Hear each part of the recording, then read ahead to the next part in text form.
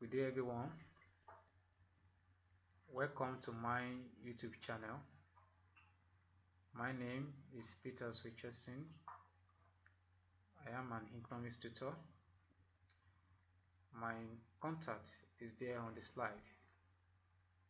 Today we want to consider the concept of demand, which is one of the most important topics in economics. So what are our objectives for this class? Number one, we want to look at the definition of demand. Number two, we want to state the law of demand.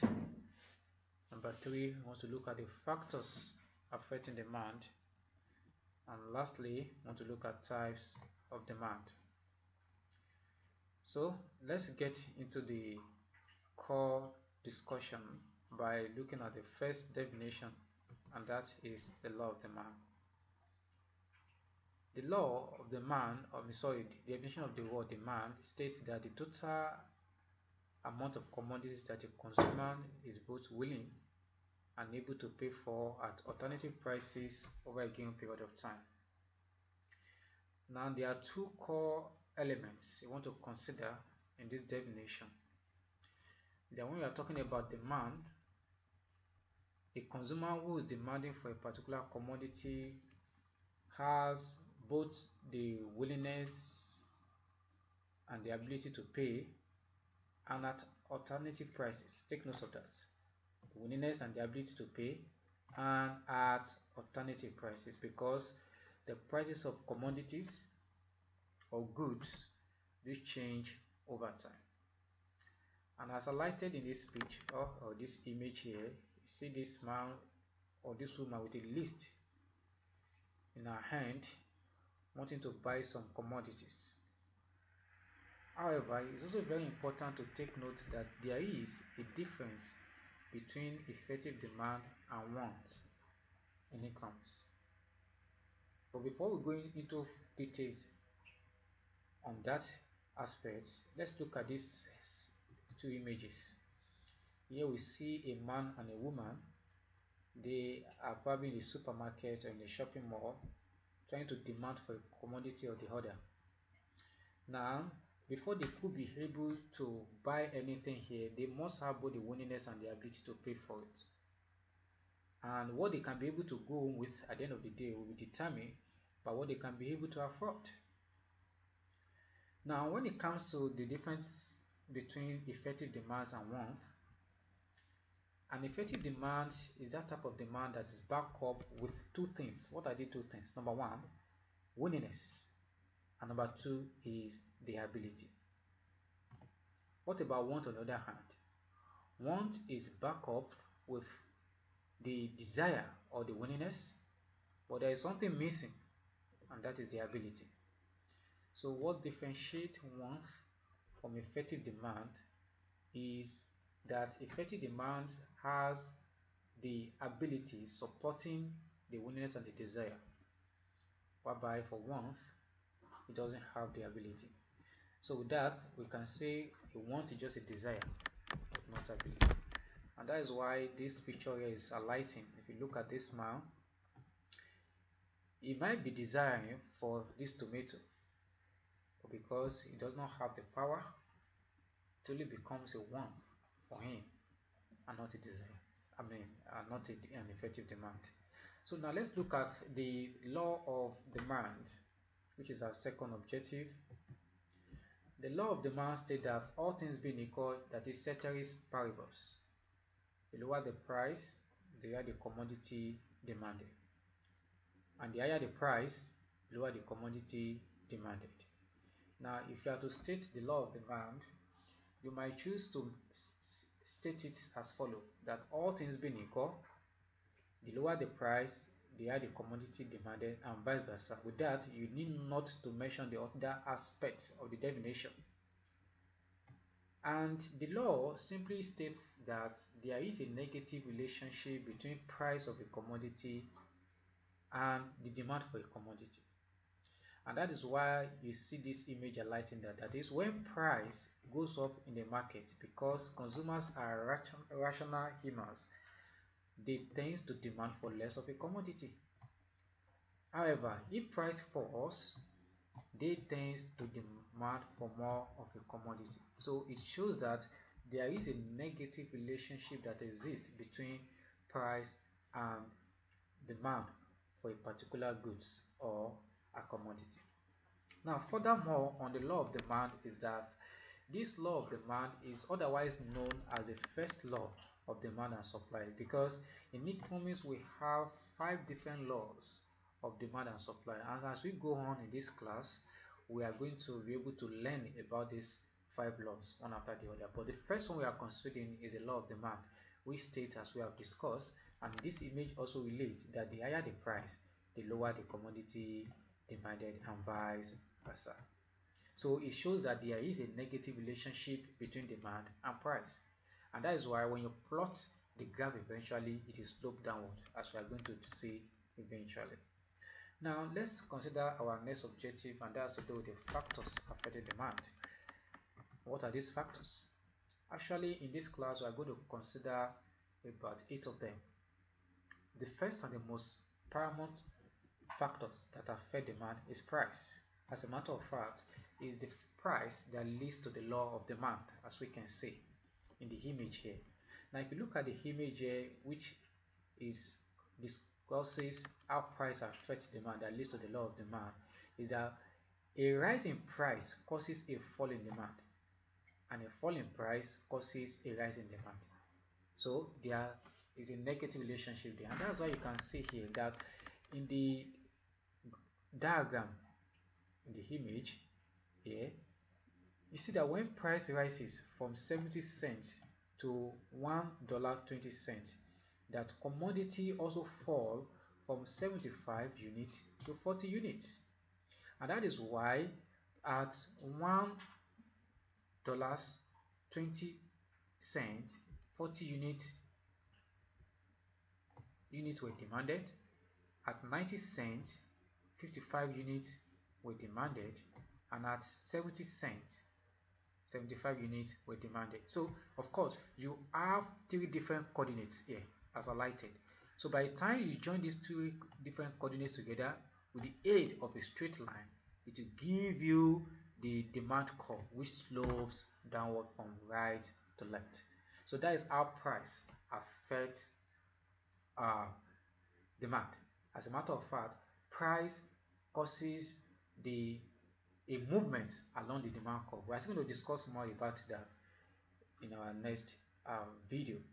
However, the other factor that also affecting demand is price of other commodities. But when we are talking about price of that commodity here, it must be close substitutes. For example, an example is given to us here between Pepsodent and Orabil. Now, Pepsodent and Orabil, they are close substitute goods. That is, they are goods that can or serve the same purpose. That without one, the other can work.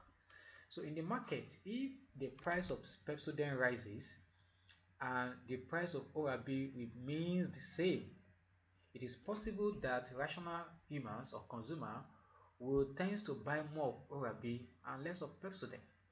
You can see how the price of Pepsodent, increase in price of Pepsodent, leads to increase in demand for Orabil, and this can also be as vice versa as well. So when price of a close substitute increases in the market, it might make consumer to demand for more of a close substitute to that commodity. So that's how the price of other commodities can also affect demand. Another one is consumer taste.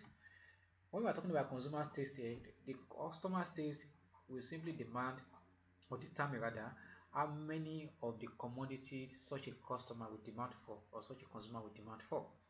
For example, if consumers are interested in buying a particular product, even though if the price of that commodity is rising in the market, they might decide to continue to buy more of it because they take delight in it. And if their taste for that commodity fades or reduces, it also affects the quantity of that commodity being demanded by them. Another one is the income of the customers or of the consumer.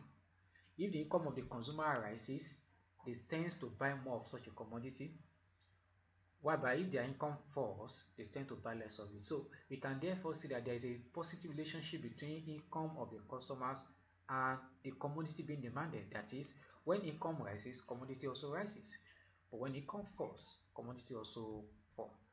The next factor is population size. Of course, they are the population, they are the commodity demanded, so they also have a positive relationship. The next one is taxation. Now, for taxation, taxation and commodity demanded has negative relationship. How do I mean? When government increases tax on a particular commodity by charging corporate tax to the company or the firms that produce a commodity, then the firm will have no other choice than to increase the unit cost or the price of that commodity in the market. And if they increase the unit cost, it will therefore lead to the purchasing power of the consumers to fall. And by their purchasing power falling, they will demand for less of such a commodity. So taxation and commodity demanded has a negative relationship. If taxation increases, the commodity demanded will fall, and vice versa. So they do have a negative relationship. The other one is advertisement.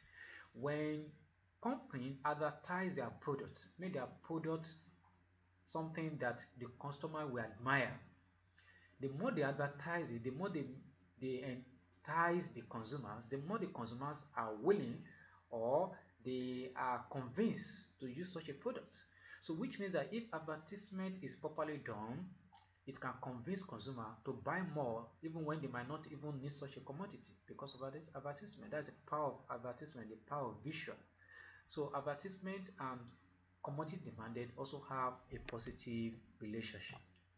The other one is festive period. During festive period, that means when during some special occasions, maybe during December time, Christmas time, and some other festive period, there are some commodities that do have higher demand. So during festive period, their demand in the market will rise. But when the festive period is over, their demand will fall. There are some commodities such as that. For example, we have the example of Christmas tree. During December time, because the festive period during the December time, people tend to demand for more of such decorative things they used to decorate their homes, trees and the rest of them. So that is festive period. That is how festive period affects demand. So during festive period, it tends to increase the demand for a particular commodity for that very particular festival. However, when the festival is over, it does fall. Now let's move to our fourth objective for this section, and that has to do with the types of demand. In this class, we are going to consider 4 types of demand, and the first one we are looking at is derived demand. Now, as stated there, it is a type of demand that occurs as a result of demand for other commodities. That means that a derived demand, you don't go for a derived demand in the first instance, but because you are demanding for other things, then derived demand will come in place to make such a thing available. How do I mean? Look at the 2 examples listed here. These 2 examples listed here. The first one has to do with steel is derived from the demand from construction. Normally, nobody demands for steel directly, but because steel is required for construction of buildings, of roads, and that is why companies go into manufacturing of steel. So this structure you are seeing here can only be made possible by making use of the steel. So steel is a derived demand. What people demand for is building. What people demand for is road. But because we need steel to produce or to build those things, then steel will come into place by demanding for steel. So steel becomes a derived demand. Another example of derived demand that's highlighted here is labor or workers. Normally, companies are not interested, or it's not because they're interested in the welfare of workers. That's why they're employing workers. They are only employing workers because goods and services must be produced. So if there is no need for a particular goods and services, nobody will demand for labor. And that's why you see that if a company products are not being bought by the consumer, what happens? They lay off their workers because they don't need those workers. The reason why those workers are employed in the first place is because people are demanding for their goods and services. So if the demand for their goods and services falls, then what will happen? They will lay off their workers. Other examples of derived demand, though are not highlighted there, is example of medical workers, doctors, nurses. Nobody demands for doctors and nurses. The reason why doctors and nurses are being employed is because patients need to be treated. So they are rendering services. Most service rendering jobs, they are derived demand. Another example is an educator, a teacher in the school. Nobody actually demands for teachers. The reason why teachers are employed is because students need to be taught. So they need to provide that service. And that is why teachers are being employed. So those are examples of derived demand. These are the things you don't demand for directly in themselves, but because you need something for those things to take place, then the derived demand will come into place. And the picture highlighted there also discusses more about derived demand. As you can see in the picture highlighted there, these women who are working in the factory, they are derived demand. The reason why they are being employed in the first place is because these fabrics or these clothing materials are meant to be produced in this factory, and that is why these women are being employed. In order to also get to have other facts as regards derived demand, please let's watch these short documentary videos.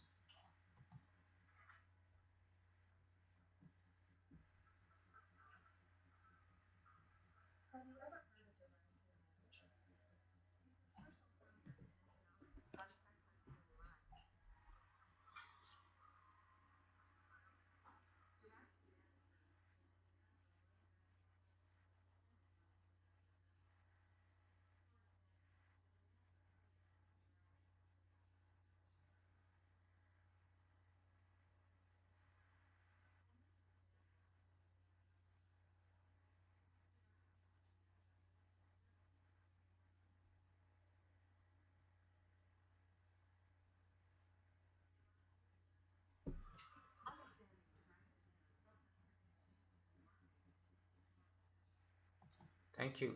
Hopefully you enjoy that short video that discusses about derived demand. Now, our next type of demand I want to consider is joint or complementary demand. Now, what does this mean? This occurs when two commodities that are related to each other are demanded at the same time. You see, one thing about joint demand or complementary demand is that they can't do without each other. They can only work hand in hand together, and that is why the second paragraph talks about interdependency. They are interdependent. That is, as a matter of fact, without one, the other one cannot function. So you have to demand for both of them at the same time for the work or the services to be carried out. For example is mentioned about a printer and a printer ink. It's not possible for you to buy a printer without a printer ink installing it, and you expect that printer to work. It won't work.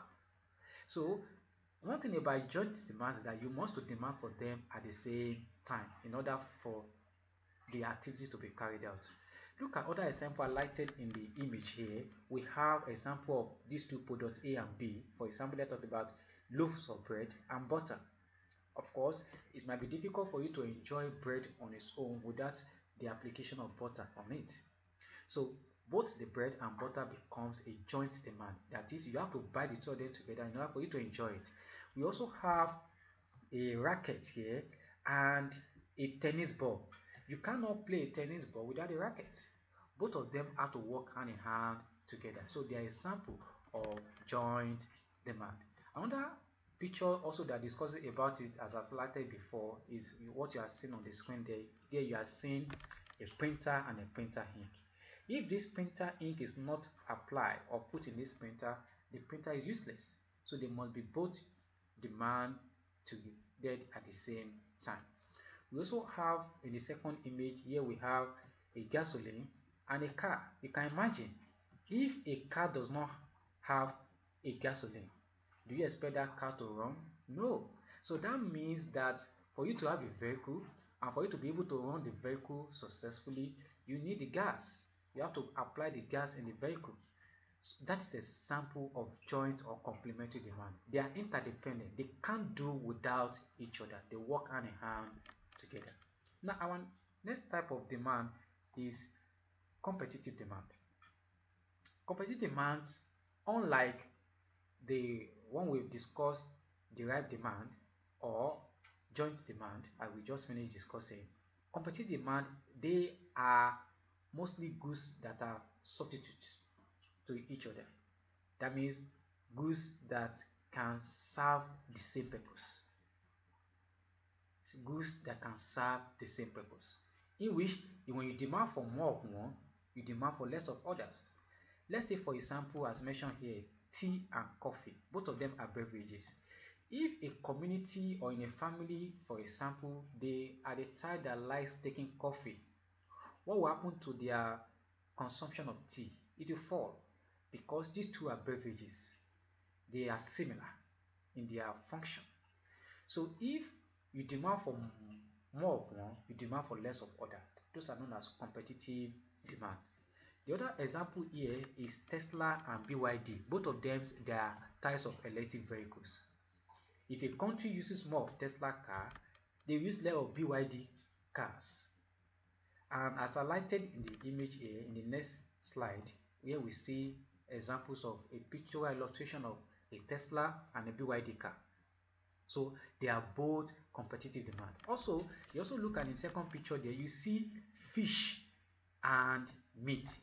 If they in a family, if they eat more of fish, then they would eat less of meat, isn't it? Yes, that's what's going to happen because these two, they are serving practically almost the same purpose, which is for you to enjoy your food. So both fish and meat, they are in competitive demand. If you demand for more of one, you demand for less of the other. Now, the fourth type of demand I want to look at is composite demand. What are composite demand? These are demands for a particular commodity that can serve two or more purposes at the same time. That is, when you have it, you can use it for more than one purposes. Example is wheat. If a farmer is growing wheat on his farmland, of course, that wheat can be used to bake bread or to feed the livestock on the farmland, as you can see in that picture there. This wheat here, some quantity could have been used to feed this livestock, and others can also be used to do what? For baking of bread. We also have land. Land can be used for both farming and building purposes, as you are seeing in the next slide here. This land here belongs to the farmer. There you can see some buildings located there. Even there will be some residential buildings and maybe some buildings to keep equipment and the rest of them. And surrounding it is a farmland. So the land is serving two purposes at the same time, for building and for farming. That is what is known as composite demand. And I also highlighted here too, there you see a sample of corn, which can be used to both feed the animals and can also used as food at the same time. So this is a definition of what is known as composite demand. So far in the part 1 of our video, we have looked at our 4 main objectives. Do you still remember those objectives we have considered? Of course, from the beginning, we have looked at the meaning of demand, and that was our first objective that we considered, the meaning of demand. Then after that, we discussed the law of demand, which said that the ceteris paribus, they are the price, you are the commodity demanded. That is, both price and commodity demanded has a negative relationship. And we look at the factors affecting demand. We mentioned 8 of them, and the first one we discussed was price, which is the most important factors that affect demand. And it's, as a matter of fact, is the one that leads to the law of demand, which says that it's both price and demand has a negative relationship. And we also mentioned other factors such as price of other commodities, such as the customer's taste, such as income of the consumer, such as festive periods, such as taxation, and the rest of them. Also, we also look at the types of demand, and we mentioned 4 main types of demand. Do you still remember those 4 types of demand? Of course, we start with derived demand, and from derived demand, we also discuss joint or complementary demands. We also look at the other types of demand, which has to do with composite demand, and we look at all these types of demand and we've explained them in detail. So you can watch the video once again to also look at all these definition of what we have discussed in the first part of the video.